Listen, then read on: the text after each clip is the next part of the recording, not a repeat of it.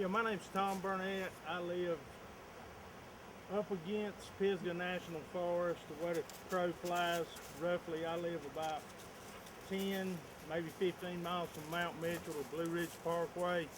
My property does border up against Pisgah. There are in Pisgah, there's 135,000 acres. And what we're doing is based on the research that I've done.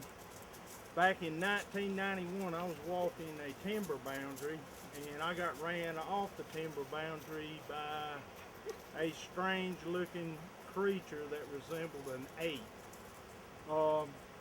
It scared me to death, but before I get into that, I want to tell you that the Pisgah mountain chain, the Appalachian Mountains, are the oldest mountain chain in the world, bar none. They're older than the Andes, the Adirondacks, the Rockies, the Himalayas. They are the oldest mountain chain in the world.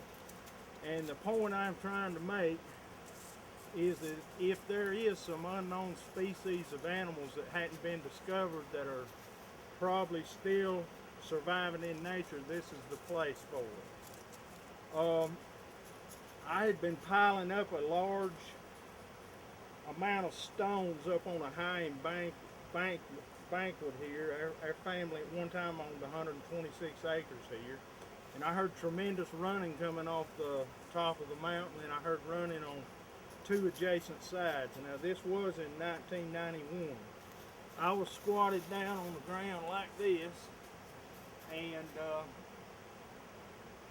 anyway, I was getting pelted with real small rocks, and it almost looked like berries. They weren't throwing anything big enough at me to really hurt me.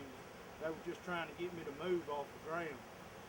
I stood up and saw a head against an oak tree about this wide. There were probably 8 inches between the eyes. The eyes were just totally black. I was sitting here looking at this thing, and you can imagine what was going through my mind. Everything. I didn't know if I was going to get out of there, be lunch or what. But I looked at the creature or the animal for roughly about 45 seconds, and I mustered the courage. I talked to it. I said, okay, I'm going to leave now. And I turned around and walked real slowly back to my house, trying not to exhibit any fear.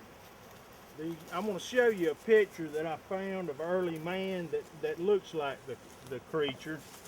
Now, this is very similar to what I saw. This particular early man here. This is what I saw, except its features were wider and its head was elongated here up to a point. But it did look very similar to this early man. And I believe the creature that I saw was Gigantopithecus, which supposedly went extinct about 5 million years ago. Just by me running into this creature, I turned into a sort of self-made cryptozoologist, and I have put in thousands of man hours with equipment trying to get some pictures of these animals. And I have been successful, and I'm going to show y'all some. We're going to try to make a movie based on my experiences, and it's all a research journal. It's all recorded in a book that I have done. It's Nature's Secret Agents. You can buy it on Amazon.com for about 10 bucks. You can get it on Powell's eBooks for about $5. And I do have some pictures of the creatures in here, and I ran infrared monitors on and off for 10 to 15 years, and this is some of the equipment that we use. This is a game cam by Wild Game Innovations. You can buy them anywhere from $50 to $200. But here's another one that I bought. We're getting ready to put it out. We're going to try to make a movie based on all my experiences, which are real. None of the movie's going to be made up. And if you're interested, we are looking for some silent partners as investors.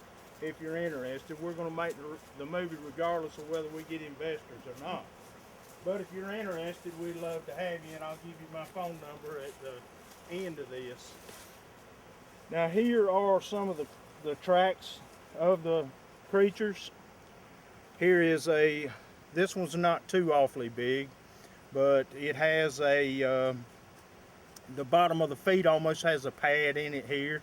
Looks a little similar to a bear track, but this isn't a bear track. A bear track has a pad in here and then another point back here, and these points are kind of like little claws, or almost like fingers. In 1999, I actually held a baby. I found a baby Sasquatch in my yard. It resembled an ape. It looked like a small chimpanzee.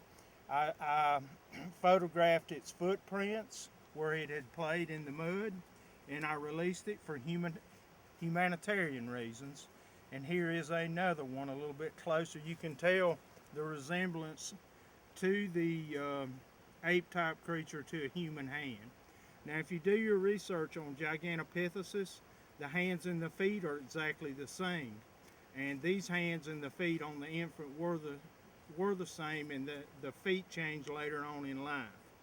If you look right over here, I have been lucky enough to photograph the face of an ape-type creature. You can see his elongated forehead, which goes up into two pieces. Here's his eyes, here's his lips and his face, and he was trying to reach to get some of the food that I had over here, almost on the ground, trying to keep from being detected.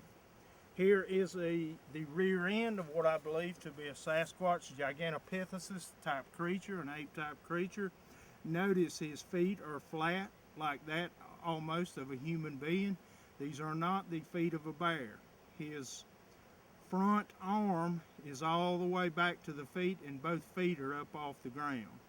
Now, if you don't know the difference between these species of animals and a bear, you'd almost think they're the same. Now, here is, to prove to you that I am a cryptozoologist, here there's not supposed to be any mountain lions in Pisgah, no tigers, no nothing. I have photographed a tiger here. This particular photograph is only about a month and a half old, and you can see the face of the tiger, the neck, the small ears. And if it is a mountain lion, it is a very well-fed mountain lion. I have exchanged food with these creatures. On some occasions, you almost think that they're human. They're so smart, some of the things that they do. I have been exchanging food with them. They've left me acorns and mushrooms. They left me a frog. They'll leave me a frog in the middle of the summer when they're in season. Here's one that they left. It was fresh. You can see it almost looks like they've surgically removed some of the foreskin around the front hand, right here around the front. I don't know exactly what you call that. That's his hand or his front leg here.